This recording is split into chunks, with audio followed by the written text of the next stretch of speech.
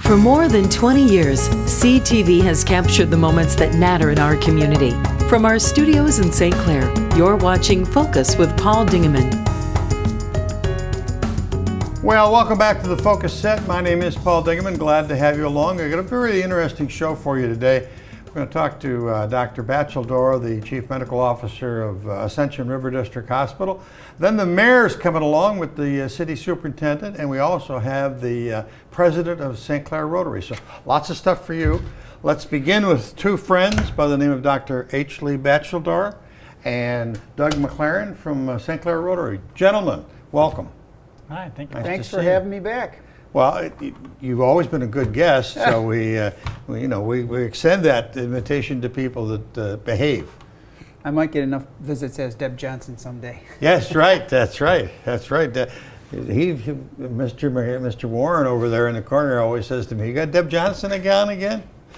You're here to talk about something pretty serious, and that is flu vaccine. Correct. Talk to me about it. Yeah, we're here to talk about our annual influenza clinic that we have at the hospital, sponsored by us, Rotary, and then East China Township for citizens. It's always been a great event, a lot of interest, a lot of folks come. We've already had people call and ask when it's happening, so we'll have it on October 1st from 7 to 10 in the morning. 7 to 10 in the morning. That's a change. Normally Yeah. it was for us guys that like to sleep in. It was a little later, but that'll be all right. 7 to 10. It'll fit. It'll fit. Yep, it'll work. The history of it, you're right. It's been with East China Township and the St. Clair Rotary for multiple years. A number of years, yes. As many as I can remember. And you normally have pretty good crowds, 200 or 300 people. I mean, it goes up, it goes down, but... Yeah, some years we have 100. The year before last, we had about 120, and last year we had 200 shots and we ran out. We had to turn people away after a couple hours. With all the discussion about shots going on now in the world, do you think there'll be a less use of the flu shot because of all the conversation about vaccines? I would hope not. We still see flu. We had a small flu season last year, but we're thinking that may not be the case this year. So we are recommending that everybody get a flu shot and get protected. Why would it change?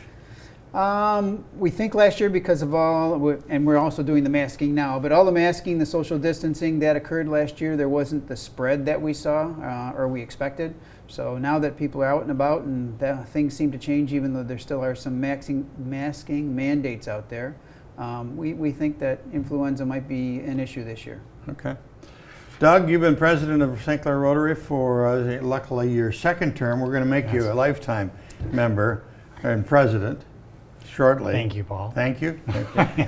Tell me about the involvement of St. Clair Rotary. What do they do at the flu clinic? Well, the flu clinic, we primarily do two things. We provide volunteers to help work at the front desk, greet people. You don't get give them the shots. processed in. Oh no, that's We have staff that does yes. that. Trained professionals. And on most years we eat the snacks. Although with COVID we can't have snacks. So I arranged for prepackaged cookies for this year. Oh, wonderful, wonderful. So there will be snacks. yes, and then the Rotary Club donates money to help offset the cost of the flu vaccines themselves. Okay, and East China Township does also. As well, And yes. the city of St. Clair, I think. No? I don't think the city does. I think it's Rotary in East China Township. Yeah, I don't think the city steps up. Okay, we'll grab them as they come on the set next time. Talk to me about St. Clair Rotary. What have you guys done? What are you planning to do? What kinds of projects do you have? Well, as you saw, you had that nice video you put together our turtle race here back in August, the end of August, our first ever turtle race. I thought it was the craziest idea in the world, but it really was successful. It was kind of a crazy idea, especially during the middle of a pandemic. We were concerned whether or not we could get it scheduled because at the time, back this past spring, with the big COVID surge, people were canceling events like the Riverfest events, so are we even going to be able to pull this off? We ended up sliding it to the right. We followed the art fair to the end of August. And with great participation from a lot of the local business community who became our adoption centers and sold a great number of tickets, over half the tickets, adoption papers sold for the race came through those businesses. And we managed to net almost $30,000. Marvelous, marvelous. 30,000. That's amazing. You haven't got all the expenses paid, but it looks like a very successful promotion. After, of course, we had to pay for the prizes and also pay for the rubber turtles to come in, get shipped here, and then use them and then ship them back out, and other things like that. We'll probably be able to replace our freighter raffle, which was our big money maker in years past, which has been canceled for the pandemic last year and again this year. So that was the genesis of the turtle race, was how can we keep getting funds, community involvement, so that we can do things like our annual flu shot clinic or our senior bingo night or any number of things like scholarships at the St. Clair High School. One of the immediate things that people are going to see that St. Clair Rotary is doing is a new wildlife park. Talk to me about that. The other big fundraiser we did this past summer was we participated in the Community Foundation's Big Give.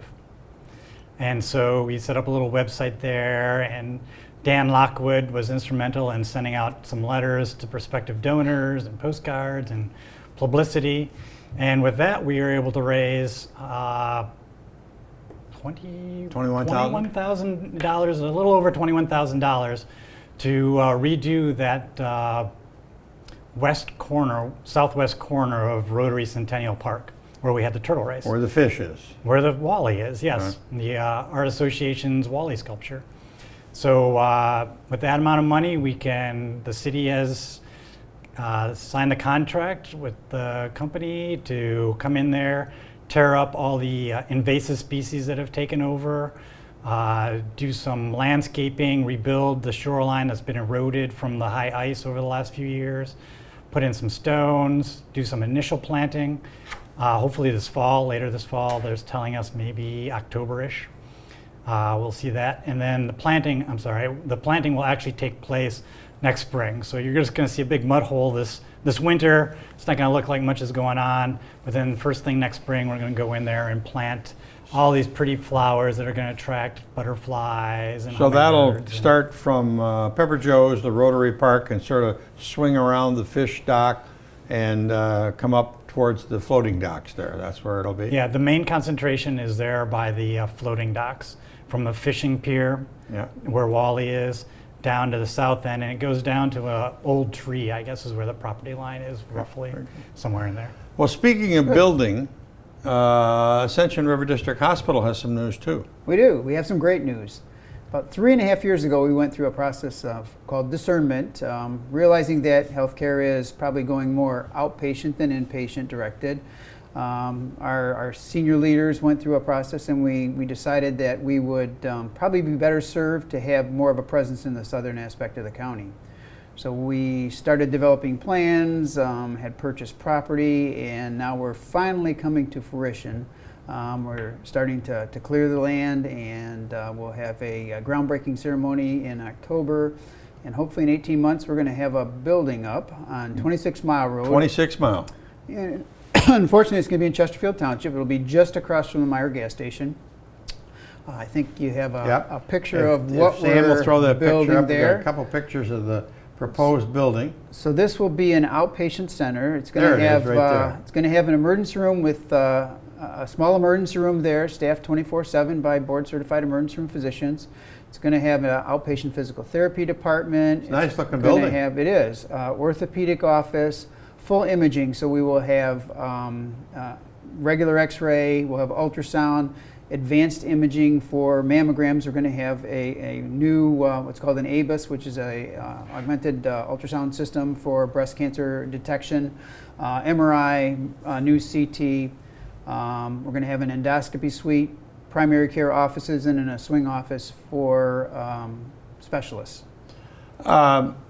So it's not going to affect River District Hospital at all? No, it'll supplement for us, and it'll bring some of those specialists from St. John closer to our area. Okay, and I would imagine it's going to serve people like in New Baltimore and Lenox Township that really had a decision to go south or north or east rather to come to River District Hospital. So this It'd be a nice addition for them. Yeah, it's going to be just under 40,000 square foot building, and then we have tentative plans. We could put another 40,000 square foot on, and actually we have property in the back that we could put a senior living center back there too. Oh, So we're looking towards the future. right. I guess you are. Yeah. Wonderful. And we think that building looks a little better than the one that's got the B on it out there. That's a nice looking building. Yeah. So let's go through the flu clinic again. Okay. What time, what place? What do I have to bring? Yourself, 7 to 10 o'clock, Friday, October 1st. And come in the main door, like we've always done at the hospital. We'll have the Rotary volunteers will be helping with registration, and our staff, registered Masks? nurses, masks. You must wear a mask when you come to the hospital, yes. Thanks for bringing that up. Okay. And our staff will be giving the immunizations. Okay. Doug, And any final prepackaged words? cookies. Say again? And prepackaged cookies. Prepackaged cookies. And yeah. prepackaged cookies, right. Okay. Have we missed anything? I think we're good. Yeah. Well, thank you both for coming in, and it's important information important information about the new planning, so lots of good stuff. Yeah. Thanks very much. Thank you, Paul. Thank you, Paul. Coming up next, there's going to be an election in October in St. Clair. Is it November, right? In November. Early part of November. I was mentioning October over here. And it's going to be about the ward system. We're going to hear all about that in the city of St. Clair in just a minute with the mayor and the city superintendent. So stay tuned.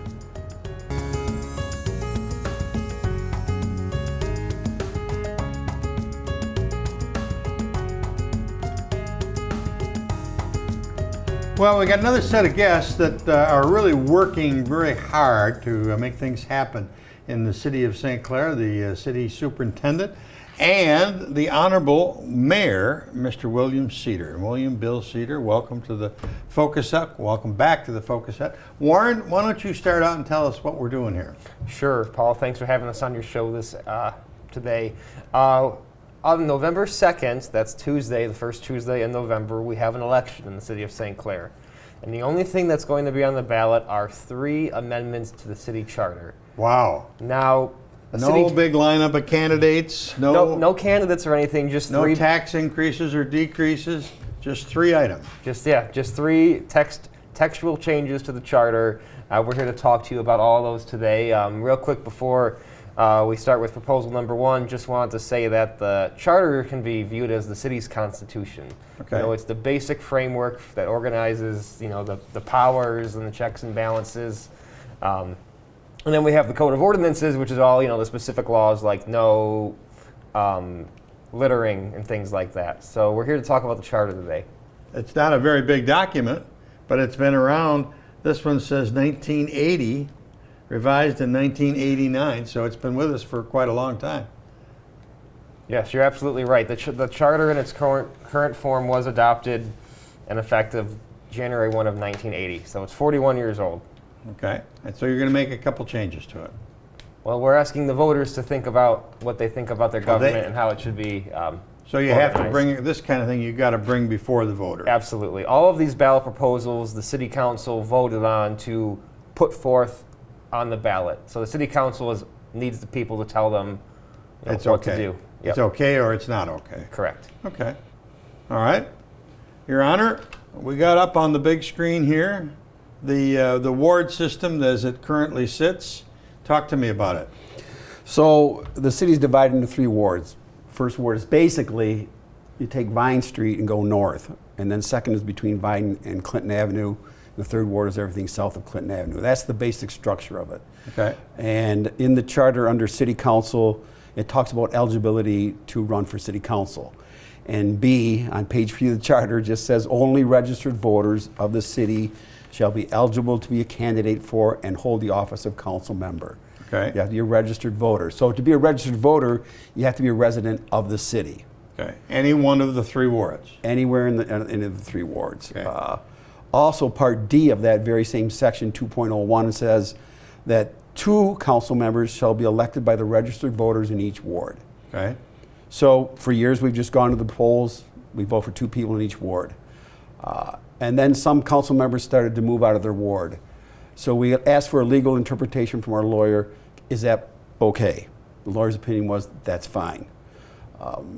Some council people felt that's not the intent. that's not what was meant. Others felt what is written is what the intent was. If you tell us the legal opinion is that you can live anywhere in the city, that's the legal opinion. Okay. So we decided that maybe it's time to let the voters decide. So if we want to go right to the blood and guts of democracy, the voters decide. Right. Okay. So the question is going to be, shall you be required to live in the ward that you represent? Okay, if Sam will throw up that first proposal, I'll read it for you. Section such and such of the City of St. Clair be amended to require the effective that effective at 12 midnight January 1, 2023, a ward representative to the City Council be at all times a resident. Oops! Don't go back to the other one. There, no, the ward boy. Be at all times a resident of the ward he or she represents, provided that should any ward representative be placed in a new ward by the reapportionment process described in such and such a section, said representative shall be allowed to finish his or her current term. Yes or no? Yeah. So that's the choice. So where it gets a little, I don't think dicey is the right word, but it's the only one I can think of right now. So let's say I live in the 3rd ward. Right. Halfway through my term, I move into the 2nd ward. Right. Okay. Currently, that person can serve. Okay. What this will do, will say, at all times a resident of the ward. At all times. So if I move out from the 3rd to the 2nd, I'm done. Right. Unless You'll be replaced. Unless it's due to the census. If the census does that to me, you can finish out your term. So the thought was, let's let the people decide. Right. So when you go to the polls on November 2nd, if you want your rep to have to live in the ward that you live in, that they Right, want to present, right. you have to vote yes on that proposal. Correct. Okay? If it doesn't make any difference to you, Yeah. you Now, vote no. if you feel this way, and there are people who are on both sides of this thing. Right. Okay. If you think that you live in the 2nd ward, but you have someone who lives across the street from you who lives in the 1st ward, or down 2 blocks or whatever, and you've known this person for 10 years and you like them, you trust them, and you want to vote for them, and they run in your ward, even though they live in a different ward, do you want the right or to be able to have the choice to vote for them? Yeah. If that's the case, then you need to vote no on proposal 1. Was that too wordy? No. It just the whole thing is confusing. But basically, the proposal is asking the voters, if you want somebody to live in your ward and represent you in that ward, you vote yes. Yeah. If it doesn't make any difference to you, Vote no. vote no. Maybe an example will help. In the last election, Mitch Kufa lived in the 2nd ward. Right. But he ran in the 3rd ward. He won big in the 3rd ward. And some people say, well, that's democracy. You let the people choose. If they didn't want him, they wouldn't have taken him. Right. Now other people say, no, he should live in that 3rd ward. So that's what we're asking the people. Okay. Do you want him to have to live in the 3rd ward, 2nd, whatever ward? Right. Or is it okay with you if he lives 6 blocks away but runs in your ward, and you have the choice to say, nope, don't want him, or yes, we want him? Okay? When you were in another life, when you were a teacher, you taught democracy. You taught school elections and stuff. Did little questions like this come up in the classroom? This is a new one. We sent this to the state for review, and they actually told our lawyer, this is so unique. The guy was like, this is so interesting. Please let me know how this turns out. Did I miss anything on this? I don't think so. I think you did a good job explaining what the question addresses and what each side and what your decision will be. Yeah, I mean, some people, there's the opinion. Yeah. I want them to live in my ward. There's an opinion, look, at geography shouldn't determine who I get to vote for or not vote for. Right. My thing is simply, let's let the people decide. That's what this is agree. all about. I So agree. let them decide. Go to the polls November 2nd. No, we continue as is. Yes, they have to live in that ward. And if they move 3 months after election and they move across the street and they're out of your ward, they're out. Okay. Okay? Very good. All right. All right?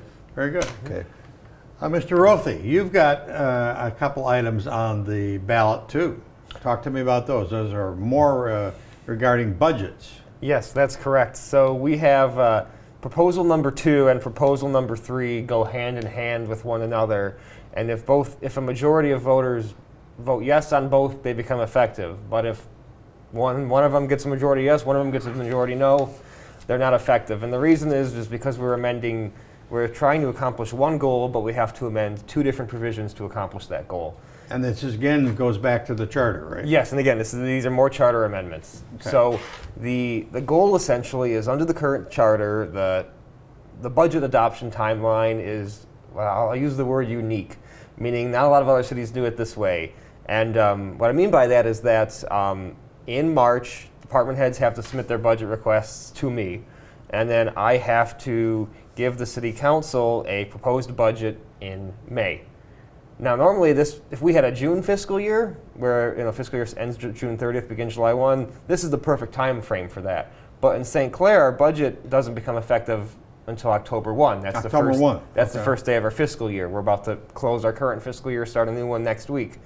And this is contrary to a lot of other cities, Port Huron, Marine City, Marysville, Algonac, you name it. Normally the budget adoption time and creation process starts closer to the end of the fiscal year rather than halfway through. For example, when my department heads are figuring out their budget, it's due by me to the first day of March, which means they're in February and they got to figure out what am I going to spend next year. Well, we're only 4 months into the fiscal year. They don't even have a clue what their projects are going to, we haven't done bids on our road projects. That's normally done, March, April. We don't have those prices. When we have union negotiations, those normally take a long time and they're always tied to the beginning of a fiscal year. And so I feel like, when we're trying to manage and be fiscally responsible, being able to, move the budget, implementation process closer to when it's actually going to begin, we'll have more information on the previous year and can make better decisions going into the next year. So that's kind of the big picture on why we're seeking voter approval to amend this process. Again, we're going to make it in line with best practices and closer to the true beginning of the fiscal year. Governments have a different time than humans, than real people. I mean, our budgets are normally January 1 to December 31st. Why are governments different? Well, it all depends on, it's a thing that has to be in the city charter. So people have to get together when they create these charters and decide what's our fiscal year going to be, what's the budget adoption timeline is going to be. Again, I can't speak to why it was set up this way again 41 years ago, but this is how it was done. And like I said, it has been unique, it's been working, but I feel like there's ways we can, make it better. And again, 'cause I always like to say when I'm presenting to the city council, the more informed I can make them and we can make our voters about any matter, when it comes to spending money, the better it is. And I believe that city administration can give the best information if we adopt these amendments, which again will just change the timing of things. So we can go through them now. Okay, so proposal number 2 on the ballot, the section such and such of the St. Clair Charter will be amended to require that an effective date of January 1, 2020, the date for all city officers and department heads to submit a proposal to the budget to the city superintendent be changed from March 1 to June 1. Simple request. The date for the city superintendent's completion of the budget for the city council approval shall be changed from the first Monday in May to the first Monday in August. That seems pretty black and white. Yes. Simple. So it gives the department heads more time to go through the fiscal year, implement their current projects, and then gives them more information to figure out, okay, what am I going to need at year end? What am I going to need next year? Again, so that's moved from March to June. Okay, Council is still going to get the budget ahead of time. They're going to get it the first Monday in August, which is full 2 months before October 1 fiscal year beginning. So the council and the city will have 2 months to fine tune everything, review it, and approve it. And that's a simple yes or no. Correct. Okay, so then in proposal 3, one moment please, there it is. The same section such and such, the St. Clair City Charter will be amended to require the effective January 1, 2022, the date of the adoption of the balanced budget for the next fiscal year by City Council will be changed from June 15th to September 30th. So, but your new budget will start October 1. Correct. So this is moving it closer. Yes, so this is moving the adoption date from June. Again, not currently we adopt the budget in June, but it doesn't start until October. Yeah. So in those few months, things change, and sometimes the budget's already kind of, we got this big grant we weren't expecting, or we had a bunch of major repairs, so we had to amend accordingly. So this will just again, move that timeline to the city council, again, has to have a budget adopted before the end of the current fiscal year and the start of the new one. Simple Pretty as cool. that. Did we miss anything here? I think we covered it pretty well. Any other final thoughts? No, again, I hope everybody comes out to vote. It's always important to vote. We see that. And you can vote absentee. Yes. You can vote by mail, any way you want. But it'll be the 2nd of November. Correct. And the polls will be open in all 3 wards from 7 in the morning until 8 at night, I believe. I don't know the exact hours. That sounds about right. Yeah, okay, very good. Your Honor, have you got any final thoughts? We're good. Things are moving along. City is rolling along. A lot going on. A lot going on. Lots of good things. Flu Mag- clinics. Say again? Flu clinics. Flu clinics, right? You got to have those. That's right. Keep everybody healthy. Yeah. All right. Thank you, gentlemen. for Thank you. coming in. That's about it for this edition of the Focus program. Thanks very much for tuning in. Till next time, I'm Paul Dingaman. See you soon. Thanks for watching Focus with Paul Dingaman. Focus is produced at the CTV Community Television Studios in St. Clair. For over 20 years, CTV has captured the moments that matter to our community.